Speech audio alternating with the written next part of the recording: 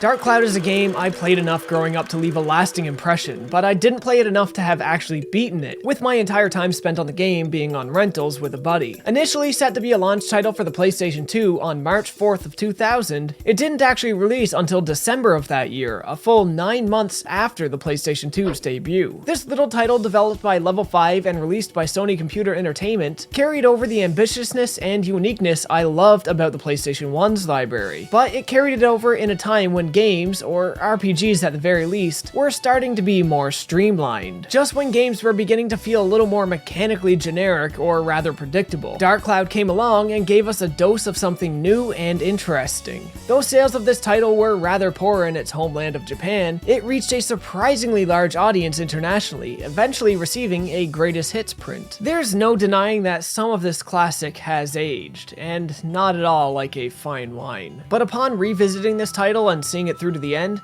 I feel I actually have more respect and appreciation for it now than I did growing up. So let's take a few minutes now and look back at Dark Cloud.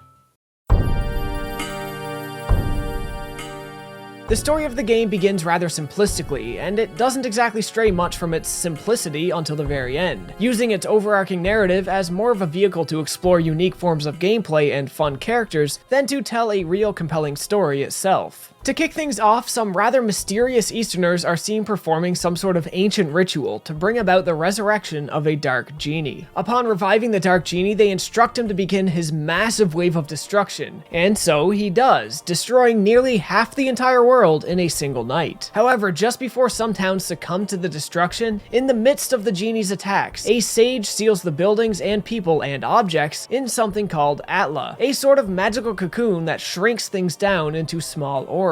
The genie's attack then causes the Atla to spread throughout the areas surrounding the original town's location. This sage quickly meets with Tone and tells him he is destined to have the Atlamelia. I think that's how you say Atlamelia? A device that can interact with, store, and transport the Atla back to their original location. From here, Tone takes the Atlamelia from town to town, journeying through the surrounding dungeons and areas, picking up all the Atla along the way, rebuilding the towns by unsealing the Atla, and meeting new friends and party members who he often finds restored in Atla themselves. The real crux of the adventure here comes from unsealing the people and their homes, talking to them, learning the history of the towns that you are rebuilding, and getting to know the characters who inhabit them. Though most of the characters you unseal lend nothing substantial to the plot, almost all of them have unique events to uncover upon completing their properties and quest lines, and these little events are packed to the brim with charm. Characters become more than vanilla NPCs, as each of them are given something special to remember them by, which in turn makes each village also feel special and unique. In each town, you can also expect to get a new party member, and they're likely to lend a little something more to the overarching plot, but more often than not, they're also just there to give your quest more personal meaning rather than more direction. It's not until the final chapter that the overarching plot gets more substantial details, and honestly, I could do without them. The story is far from this game's strong point, and the way the lore dump happens in the final chapter isn't exactly game-changing either. At this point, it actually feels like less is more.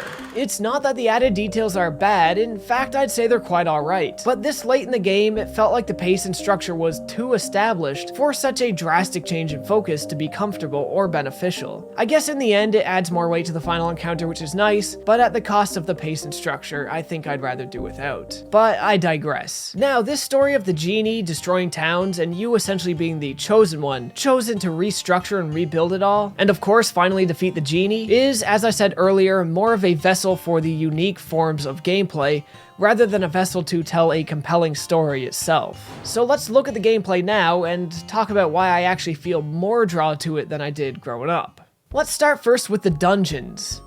The Atla you need to rebuild the towns with are almost always spread throughout a dungeon within close proximity. Dungeons are procedurally generated and feel very similar in design to first-person dungeon crawlers, only you don't move on a grid and you are of course in third person, not first. It's action combat in JRPG-style dungeons. Each dungeon has multiple floors, and each floor contains a specific number of Atla. But as Tone is the chosen one, only he can touch the Atla, which means if he's dead and you can't revive him, you're best off leaving the dungeon until you can bring him back to life to make your exploration more worthwhile. Some floors in the dungeon, however, do not contain any Atla at all, and these floors often force you into using specific other party members who are not tone. Some floors may have other gimmicks that allow you to use whoever you want, but you might be losing your hydration or your weapon durability really quickly instead. These gimmicks help slow the repetitive feel of dungeons from sinking in, but the gimmicks themselves can at times be an annoyance, especially if you get stuck using characters with bad weapons, or whom you just don't find very useful in battle. To progress to the next floor, you need only find the key and of course the exit. However, the key is basically always held by an enemy, and the enemy who holds it cannot be identified until you kill them and collect the key from their loot drop. So it's typically best to kill every enemy as you come across them. Dungeon progression has an element that also makes it feel something like a race against the clock, as each character has a hydration meter, as stated earlier, that gradually depletes as you explore. This can only be refilled by finding pools of water in the dungeon or drinking water from your inventory. On that note, I wish stepping into the pools of water affected everybody simultaneously, but as it is, you need to switch out to every character for them to receive the benefits. Of course, at the end of each dungeon on the very bottom floor, there is a temple boss of sorts, and while some of them have fine ideas, I gotta say they're actually kind of the low point of the game, often boiling down to being really easy battles built around kind of lame gimmicks and mechanics. If your weapon isn't quite up to snuff as well, these battles definitely threaten to overstay their welcome. Now that's the long and short of the dungeons, but how does the combat work, you ask?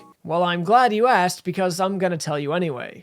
Here is where the game takes a lot of inspiration from The Legend of Zelda, mainly Ocarina of Time. I mean, here, let me play you clips of combat from both games without the video, and you tell me if you can tell the difference. Here's the first one. And here's the second.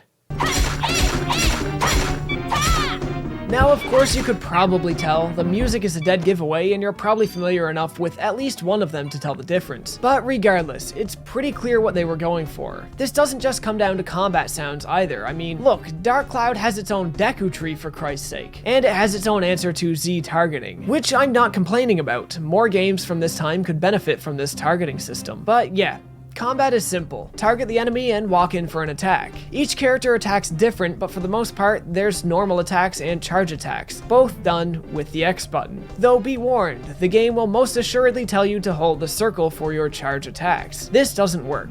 The button is X. You have a block button that I personally find a little ineffective and favor just dodging anyway. Combat and exploration feels a little odd at first, where turning left or right will also rotate the camera. They are inherently connected. This means if you just hold right, rather than continuously running to the right, you will run in a wide circle. To get around this, I ended up playing like I was using tank controls. The only directions I would push on my analog stick was forward or backwards. All my turning was done using the L and R camera rotation buttons. This control method is probably where Dark Cloud has aged the worst, and what makes going back to it so hard, but you can and will adjust with a bit of patience. I did try using the D-pad to play around this, but the D-pad is mapped to switch in between these three hot items up here. There is one point where combat is different during special encounters, but it's just a short Q2E segment that led many people to claim around the time of this game's release that this game was like Shenmue. And boy, there was a time when simply having QuickTime events was enough to be like Shenmue. Weird. Now, Dark Cloud, as you see, has a pretty rudimentary and even kind of basic approach to action combat. It's just a matter of striking, moving, striking again, and sometimes picking the right character for the job. Whether that be somebody with a weapon that targets the right enemy type to deal extra damage with, or somebody who has a good amount of range, or somebody with the right elemental type. Though weapons can have more than one elemental attribute, only one can be active at a time and will need to be selected manually. Similarly, switching between characters is useful in general, as some passageways will require character-specific abilities to get by, whether that be hammering a switch on the ground or jumping over long distances. Aside from that though, it's not too encouraging to use other characters. Personally, I found myself using this girl here 90% of the time. I had a strong weapon with her, her range and speed was good enough that most enemies couldn't approach me without dying, and her dungeon ability was used more often than most other characters. However, sticking with one character permanently will eventually have its drawbacks. See, Dark Cloud toes that line between being an action-adventure game or being a full-on RPG. Characters have stats for HP and defense, but these are raised simply by giving them consumables found throughout the dungeons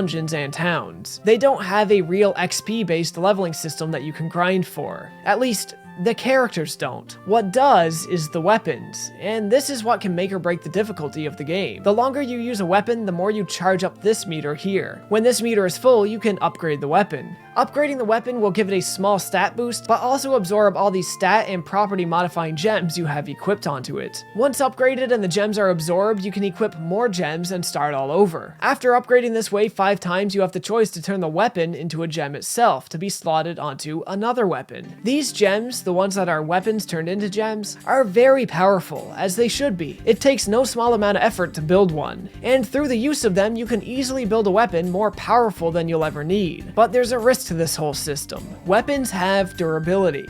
If at any point your weapon's durability runs out, the weapon will break permanently, causing you to lose all of your progress leveling it and lose whatever gems were equipped to it as well. If you happen to have a gem equipped to a weapon that used to be a weapon itself, this can really set you back and make what was your most powerful character with the most powerful weapon become the absolute weakest. Starting your progress over and trying to train up a new weapon is a slog. Not only will you be doing next to no damage on the current enemies, but your weapon durability will be draining a lot faster than it used to, meaning you'll be going through a hell of a lot of repair powder. Now, by the end of the game, I definitely didn't have an issue with my cash and cash management, but earlier on that was a different story. Things are especially bad early on when shops have yet to even open. As such, getting back on par to where you used to be just isn't always that feasible. This can roadblock your progress really hard and make continuing the game feel really discouraging. And what does that mean for your gameplay? Well, you can take the wimp's way out, not pay too much for your lack of attentiveness, and load an old save. Maybe having to redo a floor or two in the process, or you can just learn to play better. Deal with it and deal with the consequences. Sadly, there's no other options. What I would have loved to see, when a weapon breaks, they should have given you at least one chance to get it back. Make an enemy fight you with a reforged version of that weapon. If you lose the fight, the weapon is gone forever, as is the enemy. If you win the fight, you get it back at full durability. Flat out losing weapons like this is like starting an RPG over at level 1.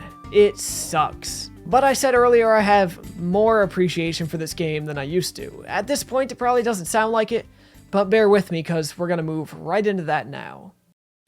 So where does all my newfound joy come from? Well, to put it simply, Dark Cloud has one of the most rewarding and encouraging gameplay loops I've experienced in a while. Sure, it would be nice if the rough areas were cleaned up, but even with those, the joy and excitement of gathering new Atla, laying out the town, and meeting the villagers is incredible. The more you journey into the dungeon and come back to the surface, the more you expand the town. The more you expand the town, the more you see the fruits of your labor, and there's just something great about standing back and looking at your creation and saying, I made that. It's a bit similar to what you get out of building a world in Minecraft, albeit on a much smaller scale. But it's also in a world where NPCs actually make a difference, where the NPCs are actually memorable. Restructuring these towns really does give you a sense of pride, and really stokes the flames of your ambition to keep going, even when you're stuck between a rock and a hard place. It's true more could be done to grant greater freedom in your town building, but what's here, its presentation, how interactive it is, and that sense of accomplishment you feel in yourself for building it out, makes this game entirely worth the playthrough. No matter how many times I was roadblocked by a broken weapon, or how annoying a boss may be, I always felt amped to push through to find out what I'll be building next, who I'll be meeting, and what crazy antics they'll be a part of. Dark Cloud succeeds at being an incredibly addictive game because of this, and if you haven't had the chance to play it,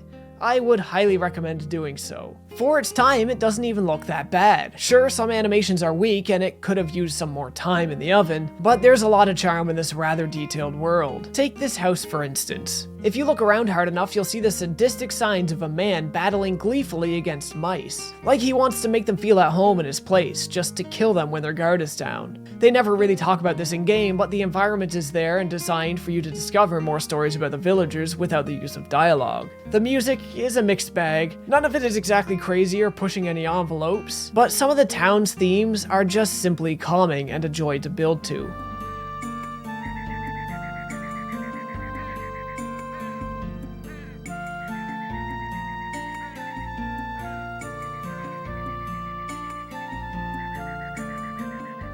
Dungeon ambience is much the same.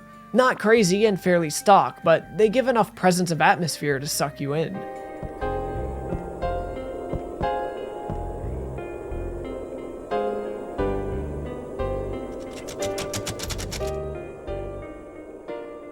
There are points where dungeons begin to drag and it can really suck having to tackle some of the floors with gimmicks, but it's all worth it for that intriguing town construction. Is it a product of its time? Yeah, but in many ways it was also way ahead of its time. A janky yet rewarding, super ambitious, and super addictive little title to usher in the new era. One of the greatest eras in video game history. And I'm definitely happy that I took the chance to go back and take another look at Dark Cloud. Even if the final chapter and its lore dump and some of the final bosses were, more frustrating than they were rewarding, I think Dark Cloud is a game that's 10 times more about its adventure than it is about the destination, and that's just fine. It is definitely an adventure worth having. And that's all I'm going to say on Dark Cloud 1, ladies and gentlemen. If you liked the video, you know the deal. Like, comment, subscribe, share the video if you can. Links to socials are in the description below. If you really like the content, consider supporting the show on Patreon. As always, folks, thanks for watching.